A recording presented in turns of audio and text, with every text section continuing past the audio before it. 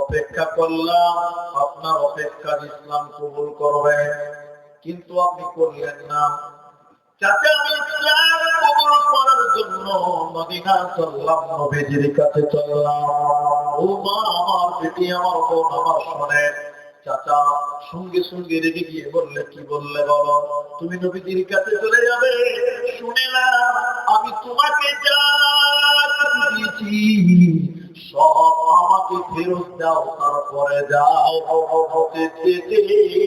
দেব না। মাথা টুপি খুলে দিল, আপনার গলার মালা খুলে দিল, তখন মুসলমান শরীরের জামা খুলে দিল। মসজিদের থেকে তার চাচার কাছ থেকে নবীজির কাছে যাবে। আব্দুল উজ্জার চাচা তখন বলল, আব্দুল উজ্জা রে, তোমার পরনে যে লুঙ্গি আছে পায়জামা, ওটাও আমার টাকার কেনা, ওটাও তোমাকে খুলে দিতে হবে, লেখটা হয়ে যেতে হবে, আমি কিছু নিয়ে যেতে দেব না। আব্দুল উজ্জার চাচা ভেবেছিল ভাতিজা এবার কাবু হয়ে গেছে, আর যেতে পারবে না। আব্দুল উজ্জা দেখে ঈমান জিনিস দেখলেন বেজিরা বোনেরা, আব্দুল উজ্জা লুঙ্গিটা খুলে দিল, পায়জামা লুঙ্গি খুলে দিল, লঙ্গ হয়ে গেল, লেখটা ধরে কাঁদতে কাঁদতে মায়ের দরজায় গিয়ে বললেন, মা দোয়া করেন, আমি নবীজির কাছে মদিনা মুনাওয়ারা চলে গেলাম। আব্দুল উজ্জার মা যুবক ছিলেন, লেখটা হয়ে গেছে উলঙ্গ, থাকতে না পেরে একটা কম্বলকে টুকরা করে দিল, পরনে গামছার মতন করে পরিয়ে দিল, টুকরা শরীরে তাওয়ালের মতন দিয়ে দিল, টুকরা গামছা, টুকরা কম্বল দিয়ে সঙ্গী করে হাতের অন্ধকারে কাঁদতে কাঁদতে মদিনা মুনাওয়ারা মসজিদের দরজা। আল্লাহর নবী মদিনাতে মসজিদ করেছিলেন আসহাবে সুফফা। ওই মসজিদে নববী থেকে মদিনাতে বের হতে আব্দুল উজ্জাকে দেখে চিনে নিয়েছে। নবী দাঁড়িয়ে গিয়ে বললেন, তুমি না আব্দুল উজ্জা? তুমি আর এই অবস্থা কেন? শরীরে কাপড় নাই, পরনে পায়জামা নাই কেন? আব্দুল উজ্জা কাঁদতে কাঁদতে বললেন, হুজুর এর জন্য আমার কাছে আসার কারণে নবী গো, আমার চাচা সব কিছু কেড়ে নিয়েছে, আমাকে পাঠিয়েছিল এই দুই টুকরা কম্বলকে দিয়ে পাঠিয়েছে। নবী বুকে জড়িয়ে নিয়ে বলেছিলেন, আব্দুল উজ্জা রে, আজ থেকে তোমার নাম আব্দুল উজ্জা নয়, আজ থেকে তোমার নাম আব্দুল্লাহ। সবাই বলুন কি নাম? এবার ঘটনা শেষ হয়নি, দেখেন আব্দুল উজ্জা এবার মসজিদে আছে, গরিব হয়ে গেল, বড় লোক ছিল বাচ্চা, গরিব হয়ে গেল, কেউ খেতে দিলে খায় না, খেতে পায় না, অভাব অনটন। হঠাৎ লড়াই হবে, নবীজি মসজিদে দাঁড়িয়ে বললেন, ও লোকেরা, মসজিদে জমা করে দাও। হাজরাতে আবু বকর সব কিছু দিয়েছিলেন, পরে বলছে উমর দিলেন, আলী দিলেন, যখন উমর দিলেন, আলী দিলেন, উসমান দিলেন, উসমান কত দিলেন? বললেন যত মানুষ জিহাদে যাবে তার অর্ধেক খরচ আমি উসমান একাই দিলাম। সেদিন 15,000 লোকের 3 মাসের যাতায়াত খরচ উসমান একা নিয়েছিলেন। বলুন সুবহানাল্লাহ। হযরত ওমর বলেছিলেন, আবু বকর আমি তাকে হারিয়ে দিব। নবী বলেছিলেন, আবু বকর তুমি কি দিলে? বলেছিলেন, আল্লাহর নবী গো, আপনাকে এবং আপনাকে বাড়িতে রেখে আমার বাড়িতে যা ছিল সব কিছু দিয়ে দিলাম। কিন্তু সব মসজিদে হচ্ছে, ঘটনা কোথায়?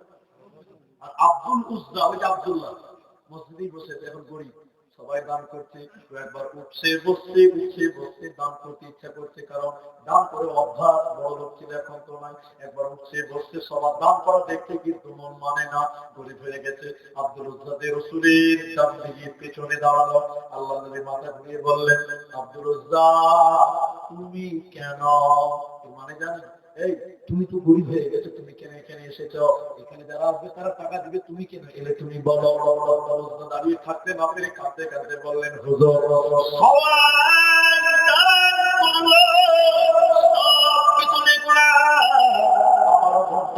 আমি কিছু দিব, থাকতে পারলাম না, মনে যেন শান্তি নাই, কিন্তু দেব কি দিব? কিছু এগুলো নাই, টুকরো চাদর মাথাটা খুলে নেই, দুপাটা উড়াবো, শরীরের চাপটা কম্বলের টুকরো দিয়ে শরীরটা খোলা হয়ে যাবে, কি দিব থাকতে পারি না। নবী গো, আমার কাছে একটা জিনিস আছে, ওই জিনিসটা আমি ইসলামের জন্য, ওনাদের জন্য আমি চাই। নবী বললেন, আব্দুল্লাহ কি দিতে চাও তুমি বলো? আব্দুল্লাহ বললেন, ইয়া রাসূলুল্লাহ, এখনো বেঁচে আছি, আমার জান তো বেঁচে আছে, জিহাদের জন্য আপনি আমার নাম 1 নম্বরে লিখে দেন, যুদ্ধের ময়দানে আমি আমার জানকে বিলিয়ে দিয়ে জীবনটা কোরআনের জন্য বিলিয়ে দিব, জিহাদের জন্য আমার নাম আপনি লিখে দেন, আমার জানটা কোরআনের জন্য বিলাতে চাই। এবার আল্লাহ নবী নাম লিখলেন আব্দুল উজ্জা 1 নম্বর। সাহাবীরা সবাই যুদ্ধে যাচ্ছেন, এই যুদ্ধে নবী নিজে কমান্ডারের দায়িত্ব পালন করবেন।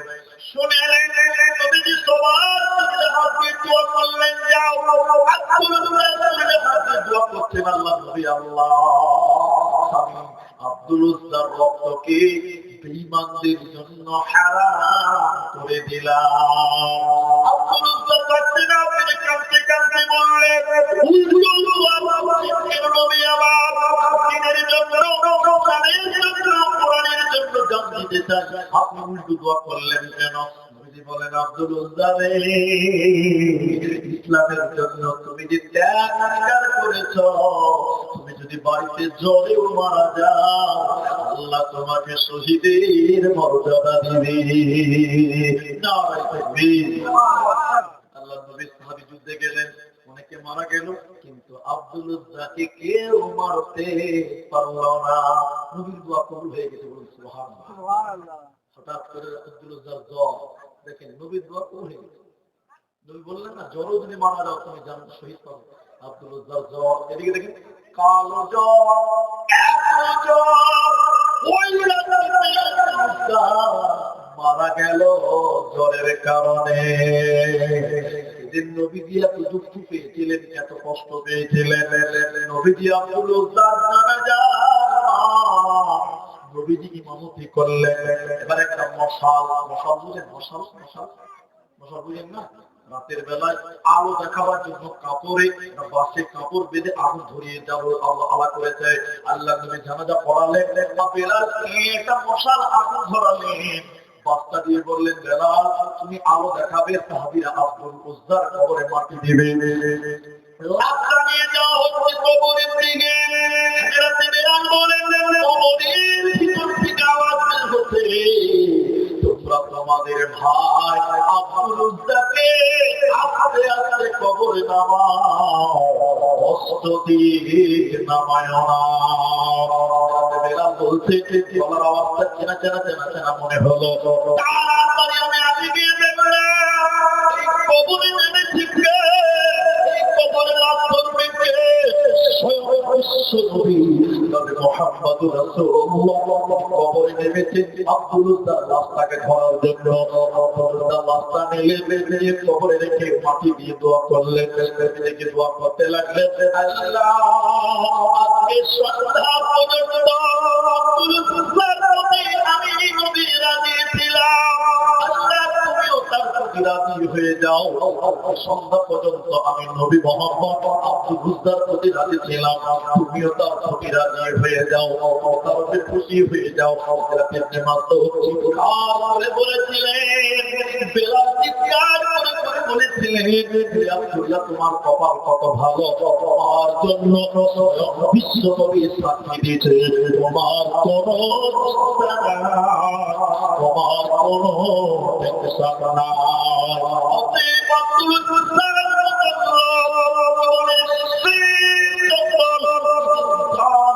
পর্যন্ত কোরআনের জন্য বিলাবার জন্য দাঁড়িয়েছে। আল্লাহ বলেন, তোমরা কি তাদেরকে দেখতে পাও না তারা কেমন ঈমান এনেছে? যে কি মানুষ আছেন